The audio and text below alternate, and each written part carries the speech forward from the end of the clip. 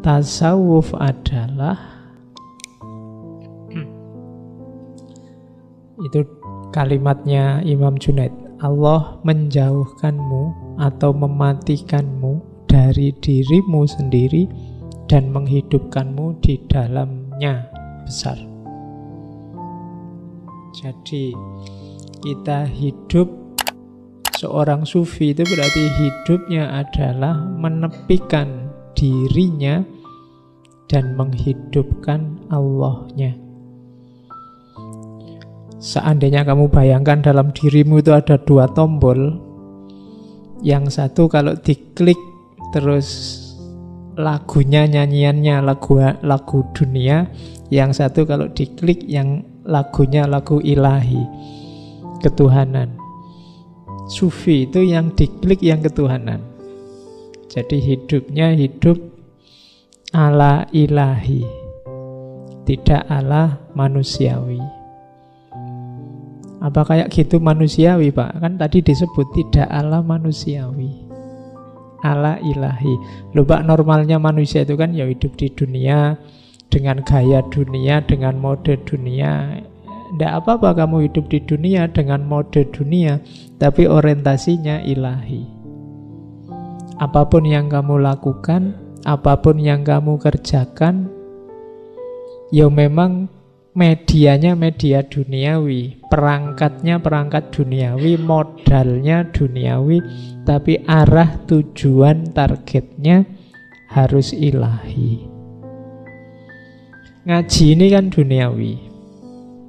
Kamu butuh baju, kamu butuh kendaraan, kamu butuh kopi, kamu butuh gelas, kamu butuh laptop, kita butuh LCD. Ini kan duniawi semua. Tapi barang-barang duniawi ini kita ajak untuk mengilahi, untuk merohani. Kalau kopi itu kamu ajak melekan nonton sepak bola misalnya, itu kamu ajak duniawi. Tapi kalau kopi kamu jadikan media untuk melekan ngaji, bukan ngaji filsafat lah, nggak mungkin kamu melekan ngaji filsafat. Ya. Jadi kalau melekan ngaji Quran misalnya, kamu ajak dia merohani, mengilahi. Kalau motormu kamu ajak jalan-jalan ke mall, ya dia sedang menduniawi. Tapi kalau kamu ajak ke masjid untuk jamaah, dia kamu ajak untuk merohani, mengilahi. Nah, hidupnya seorang sufi itu seluruh aspeknya dibawa untuk hidup di dalamnya. Itulah yang disebut mengilahi. Kalau kalian nanti belajar mengolah rohanimu, mengilahi, jiwamu akan tertempa. Diilustrasikan di kalimat yang kedua itu. Jadi tasawuf itu menempa jiwa. Katanya Imam Junaid, kita tidak menjalankan tasawuf dengan banyak bicara saja. Qila wa qala, al-qil wal qol. Kita kan seneng belajar tasawuf. Kadang-kadang kita mimpi pengen jadi sufi, terus punya karomah apa, terus bisa menaklukkan orang, bisa menyembuhkan orang, macam-macam cita-citamu. Tapi kebanyakan hanya qila wa qala. Kita hanya wacana. Kalau pas ngaji kayak gini, bayanganmu sufi aku ini. Pokoknya ya ngono. Cuma ya pas gini aja wacana. Begitu nanti pulang ya balik kaya asale. Tadinya apa, ya besok apa, kembali lagi begitu. Itu namanya qila wa qala. Hanya ngomong saja. Sudah bolak-balik ngaji tema sufi, ya jiwamu ndak nyufi-nyufi. Keseharianmu juga ndak berubah. Maka katanya Imam Junaid, kita tidak menjalankan tasawuf dengan banyak bicara saja. Makanya beliau agak tidak cocok dengan sufi yang agak bulat, agak rumit, agak dengan teori macam-macam, filosofi macam-macam. Ndak. Praktek saja sudah. Tapi kita melakukannya dengan lapar, maksudnya puasa. meninggalkan seneng-seneng di dunia, kelezatan dunia, dan melepaskan segala hal yang menyenangkan dan indah. Karena tasawuf adalah kemurnian hubungan dengan Allah yang dasarnya menghindari kesenangan dunia. Jadi sufi itu hidup di dalam Allah dan praktekkanlah, jangan cuma diteorikan. Itu tuntunan dari Imam Junaid. Kalau sukses, di situ nanti lahir Islam yang rahmatan lil alamin. Kaum sufi adalah seperti bumi. Semua kotoran dicampakkan kepadanya, namun tidak menumbuhkan kecuali segala tumbuhan yang baik.